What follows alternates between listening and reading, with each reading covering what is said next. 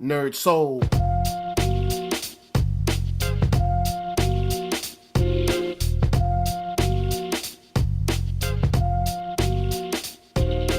Late ill kid at OneYoungsta holding it down, bringing that street geek and nerd soul. And what is up, my people? It is so good to see y'all today for another issue of On Screen. And we're going to get it started with that's right, because Star Wars is life. Star Wars Rebels has released brand new character posters for the film Rogue One that comes out this December 16th. And you know I'm loving these joints.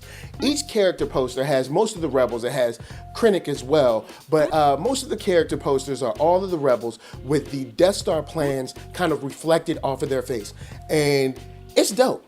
I really enjoy it. Now, I'll be honest, the main character, of course, Jyn Erso, is not the coolest one. The coolest to me is Donnie Yen's character. I'll be honest, dude is just that cool. He's a blind samurai of the galaxy far, far away. I can't... That's it, man. Just say Star Wars Blind Samurai. That's it. That's all we got to say. So anyway, guys, go on and check out those posters. They are so dope and just so very necessary. I didn't think that I could get more hype about this movie, but after seeing the Rebels kind of like almost tatted up with the Death Star plans, it's just beautiful for me. So moving on, we got Tracy Morgan finally going from FX to TBS with a full series order from the TV show that he's going to be in, created by Jordan Peele. Now, this TV show is kind of, I guess you could say, encapsulating not only his stand-up, but a lot of his views on the world. And it's going to cover him coming out of jail after a 15-year stint, to twins that he never knew he had, and also to a Brooklyn that he never ever knew, and also to a white husband of his wife that she married while he was gone. Just dealing with him kind of trying to figure out how to pick up the pieces and also how to fit into New York, since it's been gentrified like crazy. But I'm interested in this one. Even though FX passed on it, doesn't mean that this isn't that this is a bad thing.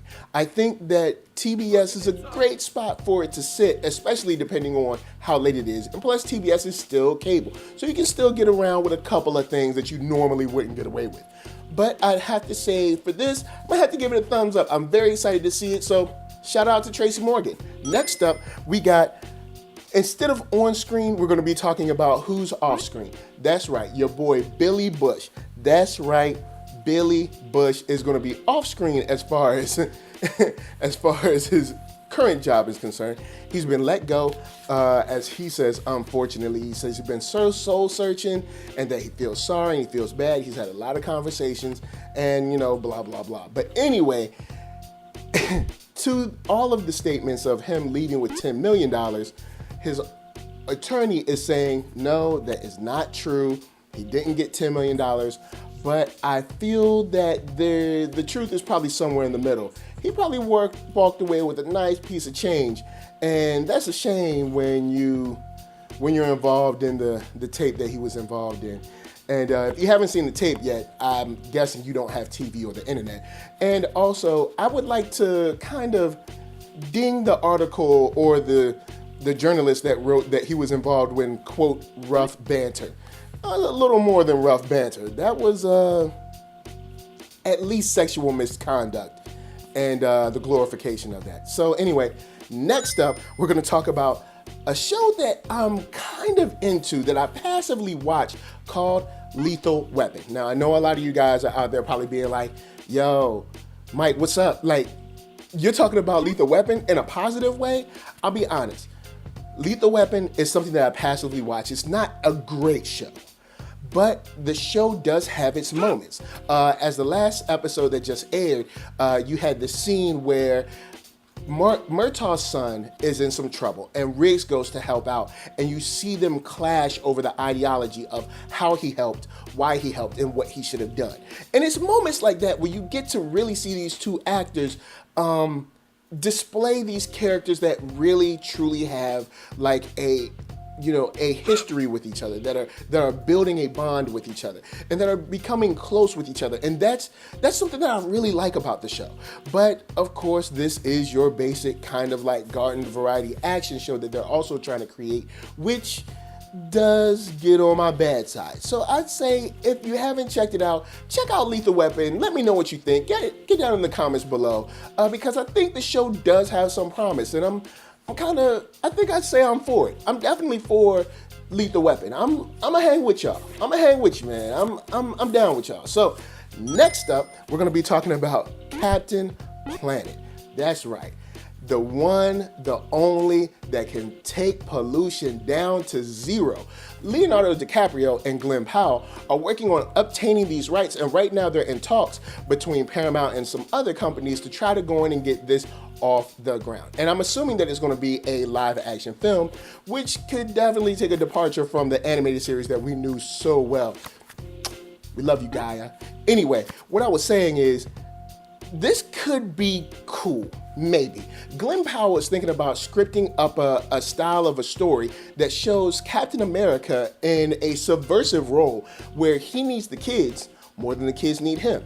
And I'm interested to see what he has. Pitch me. Let me, Glen Powell, holla at me. Let me know what you got. I'm willing to hear it. I'm willing to hear it. If, anything can be cool depending on how you write it. So here's to, hooking it up on the global warming tip and taking pollution down to zero once again.